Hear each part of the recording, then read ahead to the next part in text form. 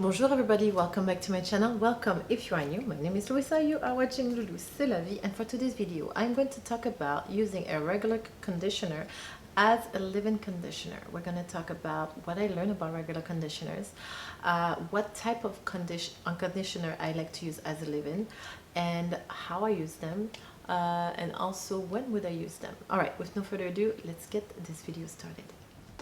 Okay, so the first disclaimer, I am not a professional hairstylist. I did not study hair scientifically.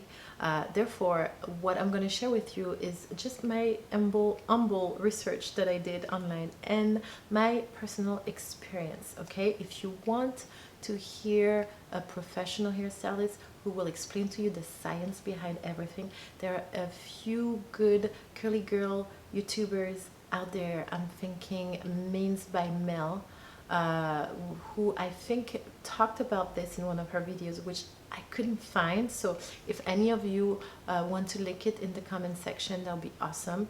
And there's also the Curl Ninja that will, give you the science behind things. That being said, let me share with you what I learned about what conditioners do to your hair. First of all, conditioners are not formulated to be left in your hair or on your scalp. They are made to be rinsed out. The ingredients that they use are heavier than the ones they would put in a leave-in. They can block your pores, and if they block your pores, your sebum is not able to get out there and do its job, and you disrupt the balance of your scalp.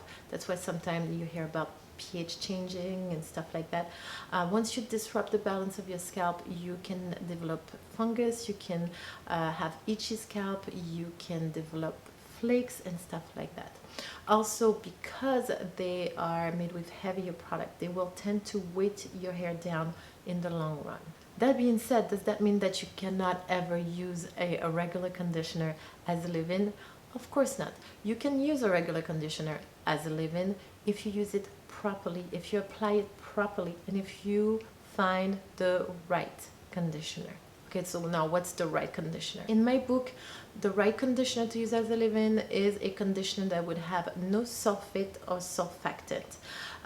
Those are cleansing agent, and believe it or not, but some conditioner, a lot of conditioners out there, not all of them though, but a lot of them still have cleansing agent in them. That's really something you need to rinse out of your hair. It will dry out your hair and really hurt your hair in the long run, especially if you diffuse your hair with hot air. It's just a recipe for disaster. I'm sorry. Okay. Another agent that you want to make sure you don't have in your regular conditioner is silicone. Well, personally, I don't really mind about silicone. I know I can always, most of them you can wash them off easily with a good shampoo, but I know that some girls and men out there don't like to have silicone in their hair at all costs, so that's something you may want to keep in mind. The silicones in the regular conditioners are a little bit heavier, thicker than the one in that they would put in a leave-in conditioner. Okay, now that being said, how do I apply a conditioner? How do I use a regular conditioner as a leave-in? Well, I'm glad you asked. I'm going to walk you through how I do that, how I did that this morning actually, because I filmed myself doing it for you guys this morning. So today's a day 2. I rinsed my hair out under the shower, and I needed to detangle my hair, so I used a little bit of conditioner to gently detangle my hair under warm water. Once my hair was detangled, I rinse it off. So now you're gonna ask me, why are you gonna rinse off conditioner to reapply conditioner later? For 2 reasons. First one is that I want to make sure that there is no conditioner left on my scalp, because I do not want to block my pores.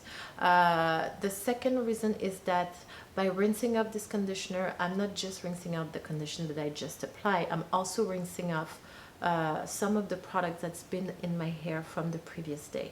Okay, so here we are doing a very light co-wash. All right, once my conditioner is rinsed out, I'm reaching again for my conditioner. Here I'm using the Royal Honey and Kalahari Desert Melon from Not Your Mother's Natural.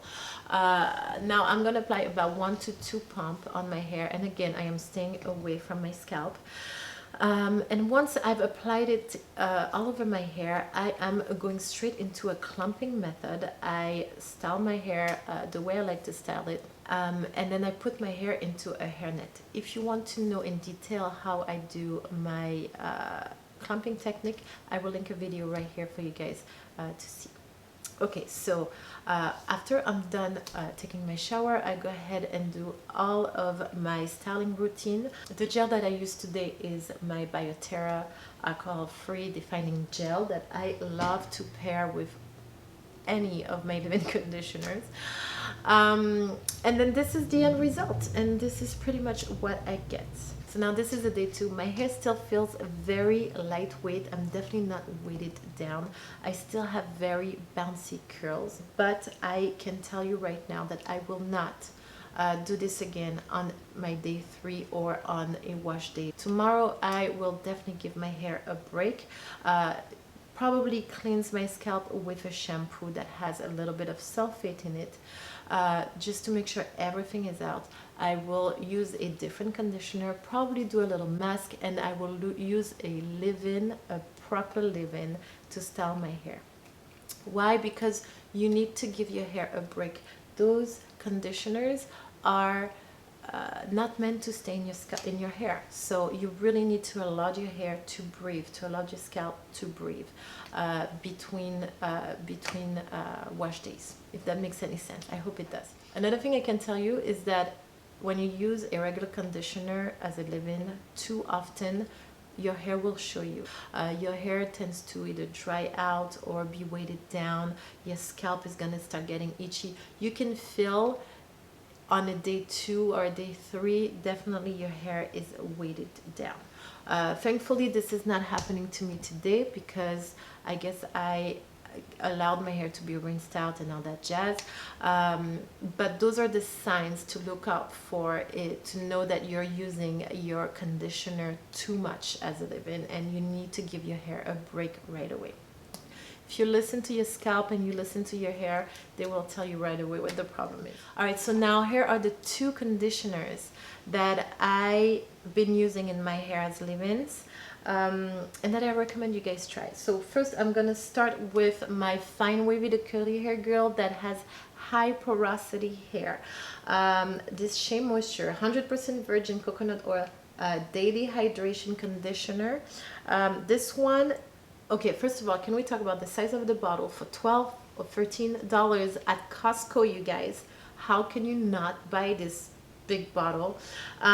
This one I like, but it is definitely on the heavier side. So if you have high porosity hair, which means that your hair has a hard time maintaining the moisture throughout the day, this might be something you want to consider. This one has no sulfate, no paraben, no phthalate, no mineral oil, no, it was not tested on animal, and no petrolatum. Bless you. Okay, so this one may have silicone in it because this bottle doesn't say no silicone. So if you are against silicone, this is definitely not a problem, not a product for you. If you don't really mind about silicones, this is something you should definitely try. Again, heavier, more hydrating, easy on the product, okay? Easy, very light on the amount. For my low porosity girls who tend to have your hair weighted down really fast by product, who retain the moisture forever in the hair, this is pretty much the way to go, I want to say. I mean, as far as I know. Again, feel free in the comment section to show what conditioner you've been using as a leave-in, and share with us what is your hair porosity. If you have fine wavy to curly hair, is it a high or low porosity? That will definitely help us all. Oh, and what country you're from also, because I have people all over the world, and some of these products are not available everywhere in the world. So this is the product I've used today, Nacho Mada's Natural Royal Honey in Kalahari Repair and Protect Conditioner. Now, I love this product because it is sulfate and surfactant free, which is a big deal when you decide to use your conditioner as a leave-in. Silicone free, paraben-free, dye-free, gluten-free, phthalate-free. I am in love. This is a good option for your low porosity to normal porosity. I am personally in normal porosity that tends to go towards the high porosity, but this product works wonders in my hair. Also, I do not mind a little bit of frizz, and I do not mind that my hair gets a little bit drier as the day goes, because I think it reached a point where it's healthy enough that it stays overall hydrated. It is currently, what time is it? I'm filming this, it's almost 6 p.m.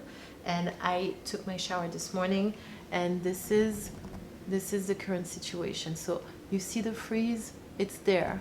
My hair is a little bit drier, but it's still a very good hydration situation. I'm not sure how I look like, but yeah, you can definitely see that I have frizz on, especially on the roots, because I have not put a lot of product on my roots. I don't like to put a lot of product on my roots. And again, the gel that I like to pair it with is the BioTerra. Any clear gel, to be honest. Widad, flaxseed, BioTerra. If you don't know what I'm talking about when I say clear gel, I will link the video right here for you guys to know what I'm talking about. I am breaking down the different types of gel that I've been using on my hair, and voila. The last thing I wanted to talk about is more like the when should you use a regular conditioner as a leave-in conditioner. I think that it's a good option when you have no other option out there. Let's say that you're on vacation and you're out of your product. Let's say that you ended up sleeping over at your friend's house and all they have is a regular conditioner. Those circumstances are emergency circumstances, right? Another reason why you would use a regular conditioner as a leave-in is to help you financially. Let's say that your favorite leave-in conditioner is a $20 to $25 8-ounce bottle, right? And because of the current situation, you're probably not working yet, or whatever the situation is, you need to save your money as much as possible. Well, using a $9 conditioner bottle that will last you so long, because we don't use conditioner as much as we use our styling products like a leave-in conditioner or a gel, right?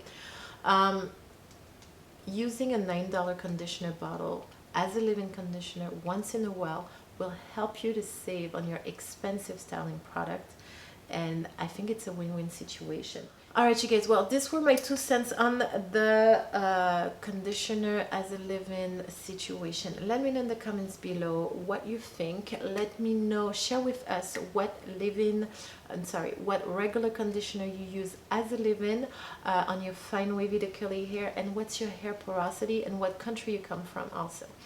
Well, that's it. I am done with this video. I hope you guys enjoyed it. Feel free to give me a big thumbs up if you do. It really helps rank my video in the YouTube algorithm craziness. Feel free to share the video with a friend if you think it can help them in their curly hair journey. Feel free to subscribe to my channel if you have not yet. What are you waiting for? Alright, my loves, I'm gonna go. I will see you guys next week with a new video. Until then, stay happy, be healthy, have a beautiful life. Au revoir et à bientôt. Hey, c'est la vie.